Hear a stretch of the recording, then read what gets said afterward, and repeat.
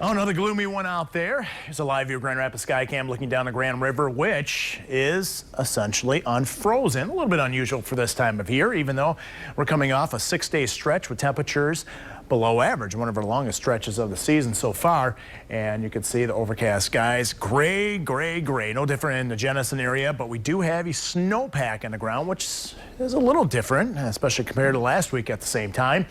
I was just out at Holland doing a school talk out there, and of course they have a little more snow, but I think everybody's going to lose the snow by Friday. Not by Friday, but by the end of Friday. Right now, Storm Track Live radar, really not much going on. Still getting reports of a little bit of drizzle here and there with temperatures at or below freezing. It's a little bit of freezing drizzle, but I'll tell you what, any roads that have been salted or treated, they're looking A-okay with temperatures this mild.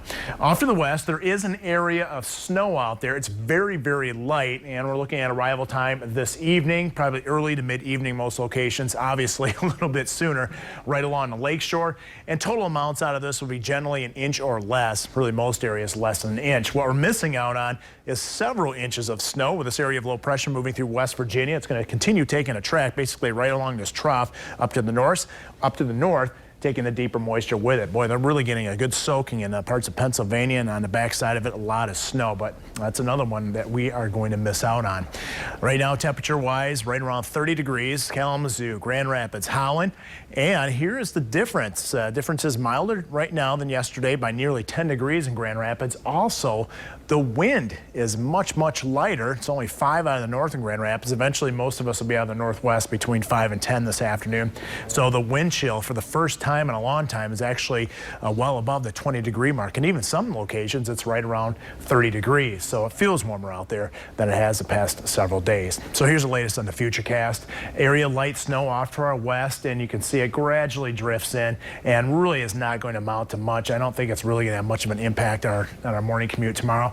But here is the good news. Look at all the clearing that develops tomorrow, and we have an excellent chance of needing our sunglasses. High pressure essentially moves right overhead, and it looks like a nice afternoon unfolding with temperatures right around 30 degrees. Not bad at all. And by the time we roll into Thursday, well, still a little bit of sunshine early in the morning, although a general increase in the cloud cover is likely.